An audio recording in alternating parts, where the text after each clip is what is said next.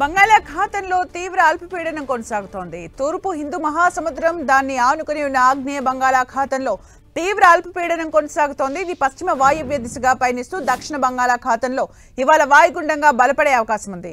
ఆ తర్వాత ఇది 48 గంటల్లో తమిళనాడు, శ్రీలంక తీరాల వైపు కదులుతూ తుఫానుగా మారనున్నట్లు ఐఎండీ హెచ్చరించింది. ఈ తుఫాను పేరును ఫెంగాల్గా నామకరణం చేశారు. మరిన్ని అప్డేట్స్ మా ప్రతినిధి జార్జ్ అందిస్తారు. జార్జ్,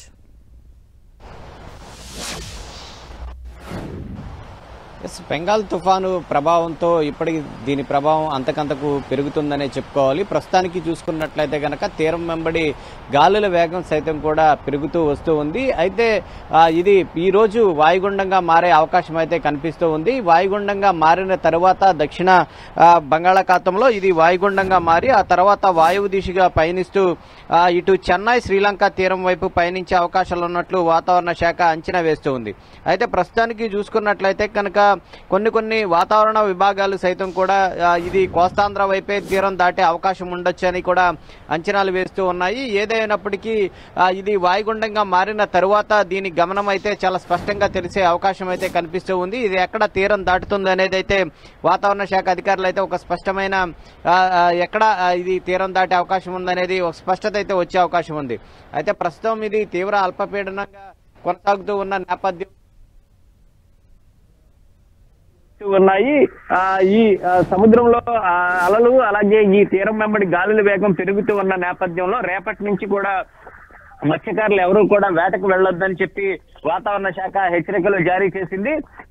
ప్రజలంతా కూడా అప్రమత్తంగా ఉండాలని వాతావరణ శాఖ చెప్తోంది. ముఖ్యంగా దీని ప్రభావం చూసుకున్నట్లయితే కనుక 27, 28, 29 తేదీల్లో చూసుకున్నట్లయితే కనుక ఈ 3 రోజుల పాటు రాష్ట్ర వ్యాప్తంగా ముఖ్యంగా చూసుకున్నట్లయితే కనుక దక్షిణ కోస్తాంధ్ర జిల్లాలన్నింటిలో కూడా భారీ నుంచి అత్యంత భారీ వర్షాలు కురిసే అవకాశం ఉంది. అలాగే గాలుల వేగం కూడా ఎక్కువగా పెరిగే అవకాశం ఉంది. దాదాపుగా 50 నుంచి 60 కిలోమీటర్ల వేగంతో కూడా వీచే అవకాశం ఉంది. కాబట్టి ప్రజలంతా కూడా అప్రమత్తంగా ఉండాలి. లోతట్టు తీర ప్రాంత ప్రజలు కూడా అప్రమత్తంగా ఉండాలని వాతావరణ శాఖ అయితే చెప్తూ ఉంది. ప్రస్తుతానికి ఈ తుఫాను ప్రభావం చూసుకున్నట్లయితే కనుక ఎప్పటికప్పుడే ఇది అంచనాలకు దగ్గరగానే వస్తూ ఉన్న పరిస్థితి అయితే కనిపిస్తూ ఉంది.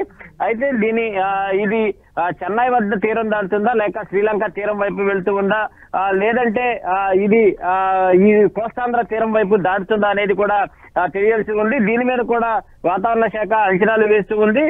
ఎక్కడ తీరం దాటుతుంది అనేది, అదే ఇది వాయుగుండంగా మారిన తరువాత దీని ప్రభావం ఏ ప్రాంతాల మీద ఉండే అవకాశం ఉంది, ఎక్కడ ఇది తీరం దాటే అవకాశం ఉంది అనేది ఒక స్పష్టత అయితే వచ్చే అవకాశం అయితే కనిపిస్తుంది. ప్రస్తుతం ఇది బంగాళాఖాతంలో తీవ్ర అల్పపీడనంగానే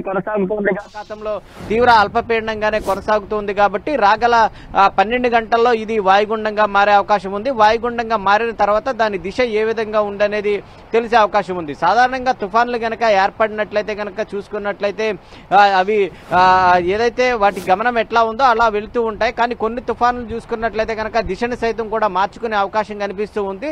అయితే ఇది వాయుగుండంగా మారిన తర్వాత ఏ దిశను పయనిస్తూ ఉందనేది తెలిసే అవకాశం ఉంది, లేదా దిశను మార్చుకుంటుందా లేదా అనేది కూడా తెలిసే అవకాశం ఉంది.